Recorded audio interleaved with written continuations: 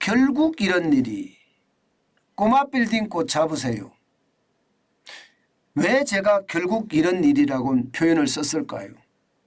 제가 여러분들에게 계속 말씀을 드렸습니다. 자영업자들 장사하기 굉장히 힘들다. 팔아도 남는 게 없다. 자영업은 줄줄이 망해갈 거다.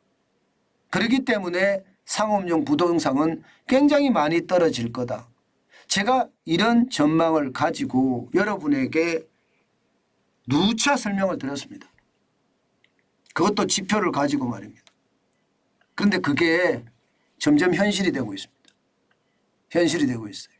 자, 여러분 이거 한번 보세요. 예, 9월에서 10월입니다. 강남 상구면 강남 서초 송파를 말합니다. 강남 서초 송파에서 꼬마 빌딩이 경매 물건 건수로 나온 것이 말입니다. 6건이. 6건. 일반적으로 꼬마 빌딩이라고 하면 300억 원 이하의 빌딩을 꼬마 빌딩이라고 하거든요. 6건이 나왔다는 것은 여러분 진짜 놀라운 일입니다. 왜냐고요? 아직까지 한 달에 3건 이상이 넘은 적이 없어요. 최근 4년 사이. 한 달에 3건 이상 늘어나는 경매 물건이 4년 사이 없다니까요. 그런데 지금 강남 서초 송파에서는 이게 9월과 10월에 3건에서 3건 이상이 2달이나 연속해서 나왔습니다. 사실 2023년 1월에서 8월까지는 4건밖에 안 되거든요. 그런데 6건이 나왔다는 건 충격적이죠. 더 충격적인 것은 여러분 이 중에 3개는요 유찰이 됐다는 거예요.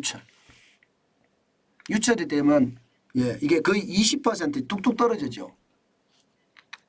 유찰이 됐다는 거. 와, 엄청납니다. 저는 이것을 보면서 결국 말입니다. 빌딩을 소유한 사람, 뭐 작은 건물이든 큰 건물이든 빌딩을 소유한 사람들이 결국 이익을 내지 못한다는 결론이에요. 사실 빌딩을 살 때 말입니다. 많은 투자자들이 영끌해서 빌딩을 산 사람들도 많거든요. 그런데 그게 결국은요. 이런 문제가 터지게 된다는 거예요. 최악의 상황이 지금 닥치는 거고요. 결국 말입니다. 은행 대출금 3개월만 연체하면 경매로 넘어가 버리잖아요. 그렇게 경매로 넘어가는 게 지금 굉장히 많아졌다는 이야기입니다. 그만큼 말입니다. 제가 여러분들에게 말씀드렸던 최악의 상황이 지금 오고 있다. 이런 얘기예요. 야, 안타깝죠. 안타깝죠. 실제로 좀 더 구체적으로 볼까요? 구체적으로 보면 말입니다. 꼬마 빌딩 경매 물건을 보시면 올해 100건이 넘었을 거라고 합니다. 현재까지 91건이에요. 2020년 77건, 2021년 71건, 그리고 2022년 작년에 67건이었는데 올해는 100건이 넘었을 거다. 그렇게 지금 현재 예상을 합니다. 그만큼 말입니다. 꼬마 빌딩들이 수익률이 나지 않아서 버티지 못한다는 결론이 생기는 겁니다. 최악의 상황이 나타나는 거죠. 제가 여러분들에게 말씀드렸던 자영업자들이 벌어도 남는 게 없다. 결국은 자영업자들이 무너지고 그 다음에 상가가 무너질 거다. 그 말씀을 제가 드렸는데 그게 현실이 되고 있다는 이야기입니다. 현실이. 실제로도 여러분 보시면 상가 투자 수익률 1분기, 2분기 보시면 0.69예요. 그리고 2분기는 0.73이고 이게 바로 꼬마 빌딩이거든. 사실 따지고 보면. 전국 중대형 상가 투자 수익률입니다. 3층 이상 건물, 연면적 100%, 100평 초과 건물이 이게 꼬마 빌딩에 해당되는 건데 겨우 보면요. 이게 지금 상가 투자 수익률이 최악인 거예요. 상가 투자 수익률이. 공실률도 말입니다. 여러분 생각보다가 안 줍니다. 이게 많이 줄 거라고 예상을 했거든요.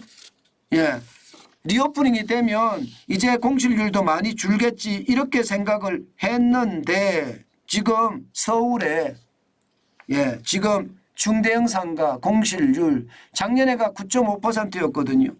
그런데 올해 2분기도 8.4%예요. 8.4%. 별로 안 줄었습니다. 그러니까 많은 사람들이 예, 결국은 버티지 못하고 무리하게 빌딩을 산 사람들은 다 시중에 매물로 나온다는 뜻입니다. 자, 그런데 제가 왜 꼬마 빌딩 꼭 잡으세요 이렇게 썼을까요? 지금은 아닐 수도 있습니다. 그러나 중요한 것은요. 경매가 계속 터지고 있고요. 그중에 충격적인 것은 강남에 유찰이 된다는 사실입니다. 강남에서 유찰이 일어난다. 강남 꼬마 빌딩이. 이것은요. 이거 구경하지 못했던 사실이거든요. 근데 구경하지 못했던 사실이 현실이 되고 있다는 거 아니겠습니까? 어쩌면 그것은요. 굉장히 충격적이라는 생각이 저는 듭니다. 예. 그래서 여러분 예. 꼬마 빌딩 꼭 잡으세요. 꼬마 빌딩을 보시라는 말씀을 드리는 거예요. 이게 경매 넘어가기 전에 싸게 나올 수도 있고요. 경매 넘어가기 전에. 그죠? 그리고 말입니다. 시장에 경매까지 넘어가면 최악이거든요. 문제는 아직 멀었습니다. 아직 멀었어요. 지금 같은 최저임금과 지금 같은 원재료 가격, 지금 같은 전기료, 가스료를 가지고 자영업자들이 영업을 제대로 영위해 갈 수 있는 그런 상황이 아닙니다. 앞으로 더 나빠질 가능성이 저는 더 크다고 봅니다. 몇몇 자영업자들은 잘 되겠죠. 뭐 가뭄에 콩나듯이 말입니다. 그러나 대부분의 자영업자, 골목상권이나 일반 상권에 있는 사람들은 쉽지 않습니다. 결국 지금 버티기를 하고 있는데 그럼 언제까지 버티기를 해야 될까요? 제 생각은 그래요. 많은 사람들이 가격에 익숙해질 때까지 기다려야 되거든요. 그런데 가격에 익숙해지기가 쉽지 않습니다. 가격에 익숙해지려고 그러면 가격이 너무 많이 올랐는 게 올란 데서 이제 조금 내려가기 시작해야 되는데 이게 가격이 안 내려가요. 생활물가를 보면. 계속 올라가고만 있거든요. 예, 지난달에 가보고 이번 달에 가보면 가격이 올랐다는 걸 확실히 느끼는데 누가 소비를 합니까? 안 하죠.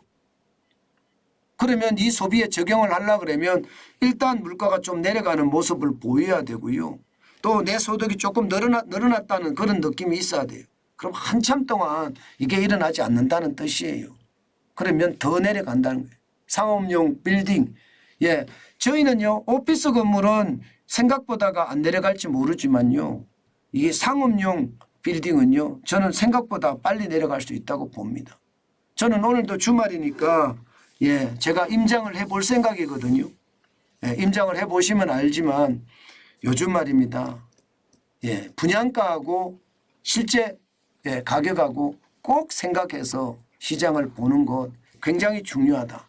그 말씀 제가 드리고요. 예, 꼬마 빌딩 꼭 잡으세요. 제가 말씀을 드렸는데 시장을 진짜 냉철하게 보시고 예, 실제 가격하고 얼마나 떨어지는지 감을 잡아가면서 보시라는 뜻입니다. 무조건 지금 꼬마 빌딩을 사라는 뜻이 아니고요.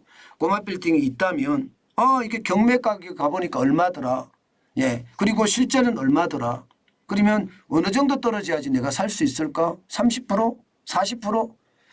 그러면 사야죠. 예, 그래서 한번 보시라는 거예요. 시장을 말입니다. 경매 시장도 보시고 또한 현물 시장도 보시고 시장을 보시는 게 지금은 굉장히 좋겠다. 그 말씀 다시 한번 올립니다.